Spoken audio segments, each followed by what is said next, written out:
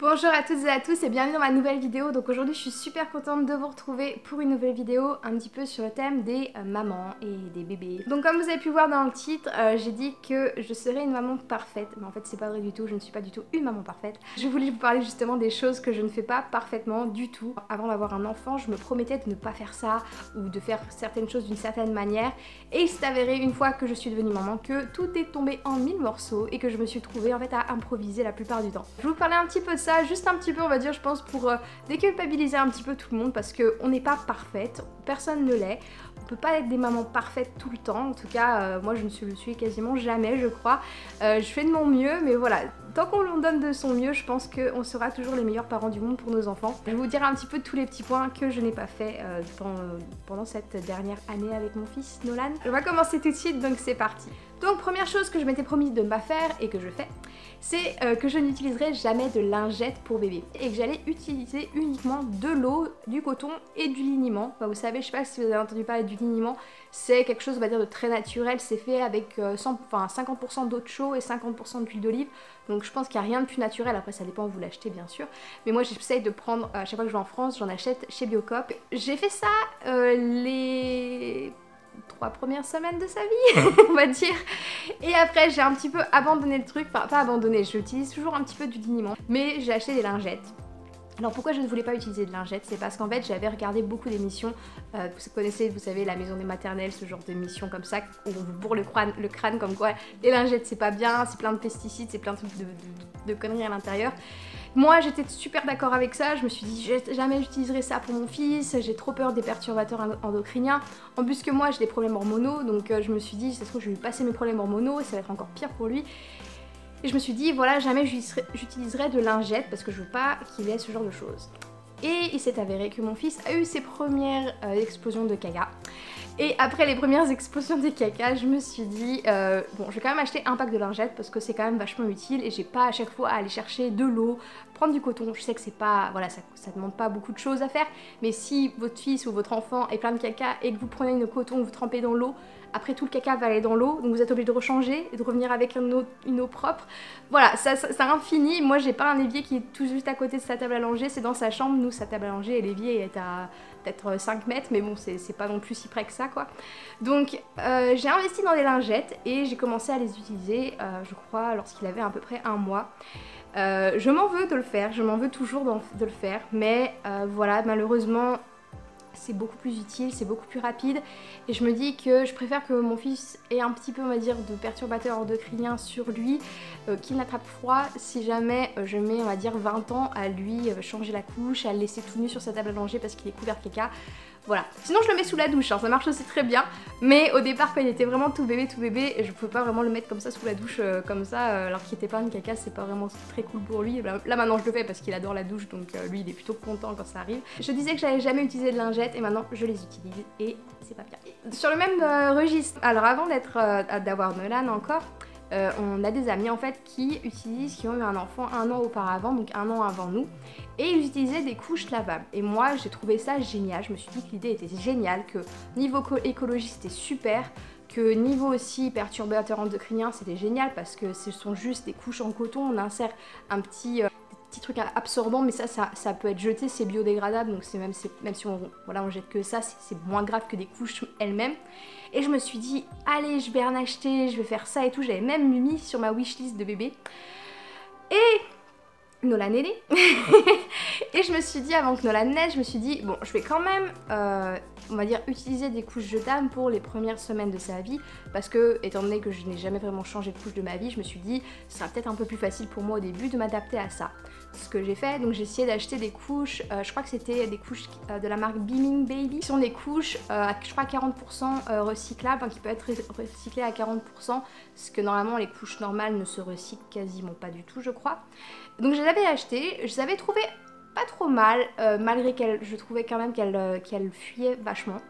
Mais elles étaient bien, sinon je les ai trouvées bien, mais elles fuyaient quand même un petit peu, je sais pas si parce que Nolan avait vraiment un ventre assez fin. Donc voilà, j'ai laissé un petit peu le temps se dérouler et au bout de 2 mois, je me suis reposé la question avec Tim, on s'est reposé la question, on s'est dit est-ce qu'on achète des couches lavables parce que c'est vrai que ce serait sympa.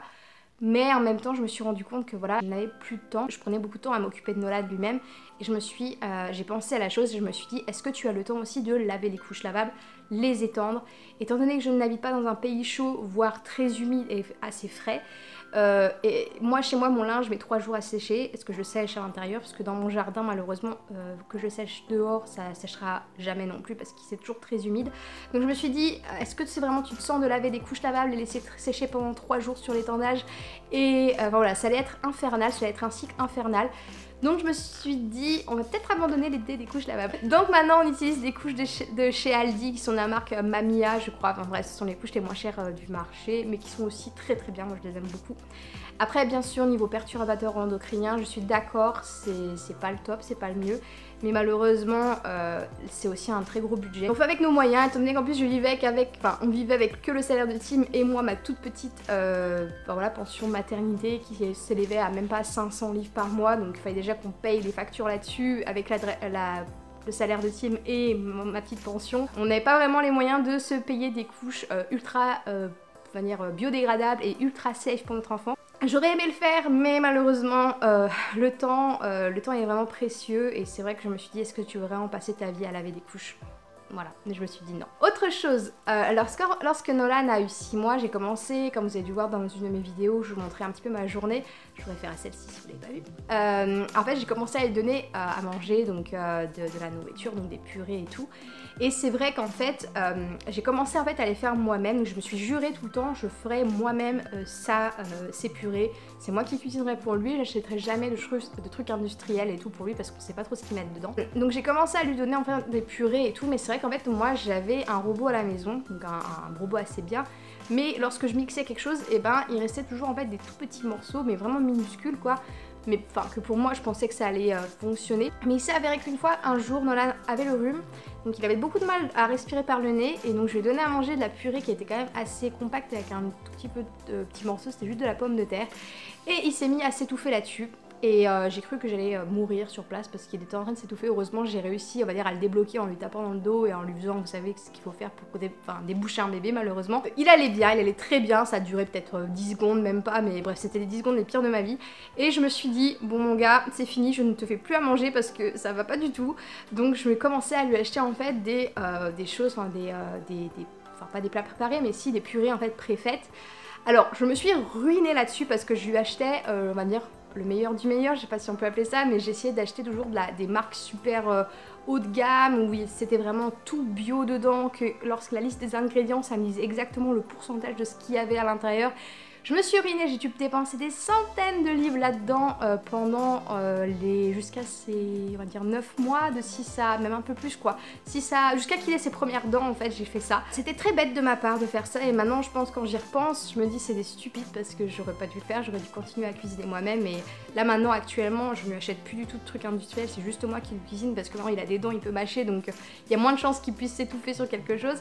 Mais c'est vrai que voilà, c'était ma grosse hantise qui s'étouffe sur ma nourriture et je m'en serais voulu à mort toute ma vie si c'était à cause de ma nourriture parce que j'avais pas réussi à la mixer assez ou que voilà, le robot n'avait pas réussi à mixer la nourriture assez. C'est vrai qu'aussi ça me sauvait beaucoup de temps parce que avant j'étais tout le temps avec lui donc 7 jours sur 7 et c'est vrai que pour moi cuisiner, je cuisinais déjà pour moi et Tim, mais après cuisiner en plus pour un bébé 3 repas par jour, je sais pas, je me sentais pas du tout de le faire et c'est vrai que j'étais à un moment un petit peu, on va dire, pas dans un petit moment de blues mais un petit peu quand même et c'est vrai que pour moi c'était impossible pour moi à faire, même si j'étais bien sûr toute la journée à la maison. Quand j'y pense maintenant c'est complètement stupide, mais voilà, à cette époque là je me disais j'arriverais pas à lui cuisiner 3 repas par jour pendant 7 jours sur 7, c'est pas possible. Donc je faisais ça me sauvait beaucoup de temps et ça me permettait de passer un peu plus de temps avec mon fils au lieu de lui cuisiner des choses. Maintenant c'est tout à fait autre chose parce qu'il va à la crèche 3 jours par semaine, donc maintenant j'ai juste à lui cuisiner vendredi, samedi, dimanche, lundi, ce qui n'est rien du tout et puis il mange de tout, il mange même ce que l'on mange aussi. Bien sûr j'évite de saler et tout. Autre chose, alors quelque chose qu'on ne nous recommande pas du tout, lorsque j'étais enceinte on m'a rabâché ça des milliers de fois, mais des centaines de millions de fois, de ne pas dormir avec son bébé. Alors, ok c'est bien, la théorie c'est bien, mais la pratique c'est tout autre chose. Lorsque vous avez un bébé, alors moi, Nolan, on faisait pas du cododo, mais on avait un lit, vous savez, un lit qui était attaché à notre lit, donc il avait son lit à lui, mais il était attaché à notre lit, c'était un lit de la marque Chico je crois. Alors c'était super bien, j'ai adoré faire ça. Mais c'est vrai que vu que je l'ai allaité pendant longtemps, je l'ai allaité et puis lui il a mangé pendant la nuit jusqu'à ses 6-7 mois je crois. Bien sûr, et ben je l'allaitais, il était à côté de moi dans mon lit et à des fois ben, malheureusement je m'endormais. J'essayais de tout faire pour ne pas m'endormir, et faire en sorte de ne pas l'étouffer, enfin, voilà, pas m'endormir sur lui, c'était ma pire hantise. Mais à un moment donné, voilà, faut bien aussi que je dorme parce qu'en plus lui il mangeait toutes les 2-3 heures des fois et c'est vrai que c'était impossible. Donc ce que je faisais c'est que en fait, je le calais sur mon bras, enfin, il avait sa tête sur mon épaule comme ça et en fait moi j'essayais de faire en sorte de lui faire voilà, quelque chose de sécure parce que manière il pouvait pas tomber parce que son lit était juste là, donc s'il tombait c'était peut-être ça de haut sur son lit à lui, donc il allait pas du tout se faire mal. Mais c'était plutôt moi de ne pas l'étouffer ou qu'il n'ait trop chaud, qu'il n'ait des choses qui puissent faire du mal. Il a dormi avec nous, il dort toujours avec nous. Des fois quand il se réveille au milieu de la nuit et que j'ai la flemme ou que Tim a la flemme de le rendormir et de le remettre dans son lit. Donc oui, ça arrive. La nuit dernière par exemple, il a dormi les 3 dernières heures de la nuit avec nous parce qu'il voulait plus rester dans son lit. Donc il a dormi entre moi et Tim. En fait on le met très haut dans le lit, ses pieds sont quasiment au niveau de nos têtes pour pas qu'on va dire que la couverture le recouvre ou voilà quelque chose comme ça. Je le recommande pas, c'est pas bien de le faire. Mais quand on n'a pas le choix et quand on est crevé, et ben on fait ce qu'on peut. J'ai eu de la chance, je sais qu'il y a beaucoup de personnes qui ont eu des problèmes avec ça et je le respecte. Mais voilà, moi j'ai fait de cette manière-là, j'ai eu beaucoup de chance que ce n'ait pas à manière été dramatique à la fin. Il faut faire attention avec ce genre de choses et je l'ai fait, c'est pas bien, mais voilà. C'est la vie. Autre chose, je n'allumerai pas la télé devant mon fils. Alors ça a duré... Non, ça a jamais duré. Non, la télé n'est pas toujours allumée chez nous. Mais c'est vrai que, voilà, lorsque c'est le week-end avec Tim, on aime bien regarder des films. Bon, voilà, lorsque Nolan est avec nous, bien sûr, on va pas regarder des trucs violents ou des trucs trash. Hein, voilà, on va pas du tout mettre des choses comme ça, bien sûr que non. Mais c'est vrai que le week-end, généralement, on est en mode coma sur le canapé. Et on joue avec lui et tout aussi, bien entendu. Mais c'est vrai que la télé est souvent allumée à la maison.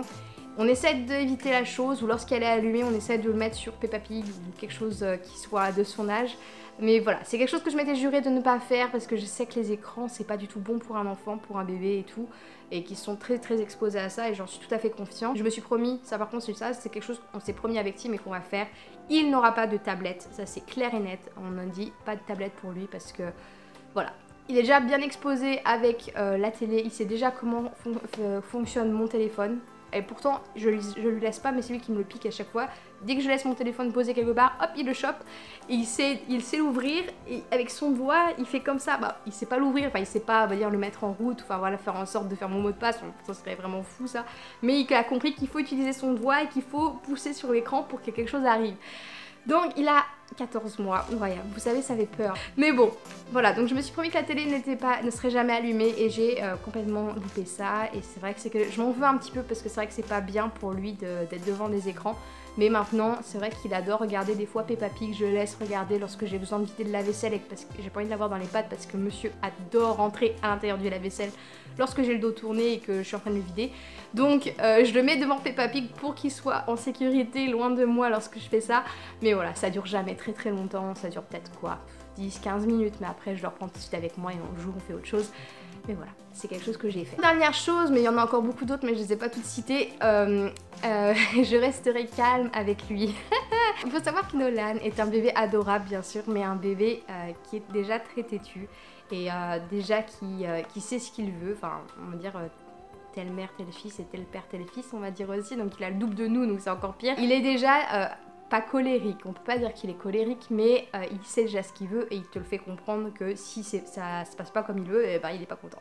Donc je me suis promis de rester calme, mais ça arrive pas tout le temps. Il y a des fois, et ben voilà, je m'énerve et je veux pas lui crier dessus comme une barjo bien sûr, mais je vais le gronder et je vais lui dire que voilà, maintenant ça suffit Nolan, retourne, enfin voilà, va faire ça ou pousse-toi ou arrête de toucher 15 millions de fois la terre de la plante que je t'ai dit de pas toucher depuis déjà que tu es né, depuis le temps que tu es né. Voilà, plein de trucs comme ça, mais je dois avouer que récemment ça s'est bien calmé. Parce qu'en fait, il commence à mieux comprendre le nom et on commence à vraiment lui expliquer des choses, à lui dire non, touche pas ça parce que ça c'est dangereux, touche pas ça parce que Dobby peut te mordre, parce qu'il adore toucher la cage de Dobby, on essaie de lui apprendre de pas passer les doigts à l'intérieur parce qu'on sait jamais, même si Dobby je lui fais confiance, mais on sait pas des petits doigts tout petits que Dobby décide de lui mordre le doigt, il va lui arracher direct. Donc voilà, mais on a instauré récemment aussi une sorte de petit système de punition. En Angleterre, on a ce qu'on appelle la naughty step. Donc Naughty Step, c'est la marche des vilains, enfin la marche des petits garçons qui sont pas gentils ou des petites filles qui sont pas gentilles. Et en fait, lorsqu'on a un escalier, c'est simplement l'asseoir sur la marche d'escalier et lui dire bah écoute, t'as fait une bêtise ou maman elle t'a dit 3 fois quelque chose, tu restes assis ici pendant 1 minute, enfin voilà, peu importe.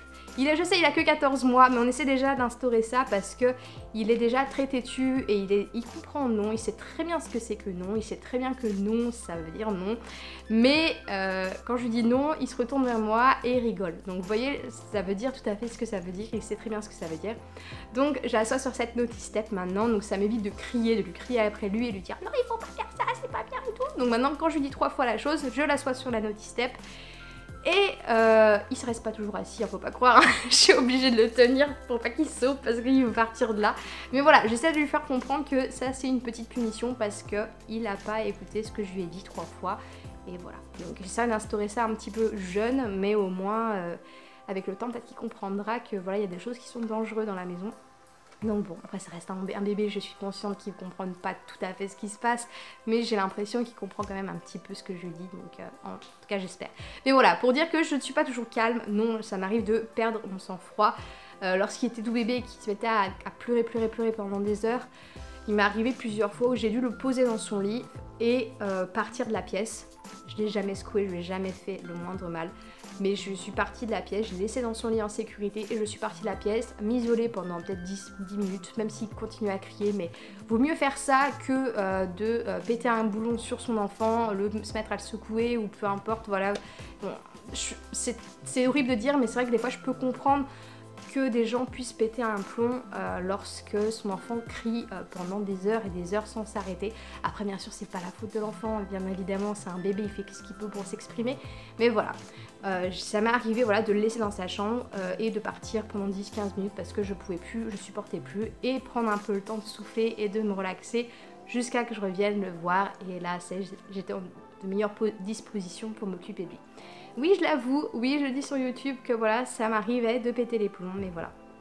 Je suis humaine malheureusement, je suis pas un robot. Et cette vidéo était un petit peu longue, mais voilà, je voulais vous donner un petit peu, vous expliquer un peu comment ma vie de maman est, et que bien sûr c'est loin d'être parfait, et je suis loin d'être parfaite, je suis vraiment pas la maman la plus parfaite du monde, c'est clair et net.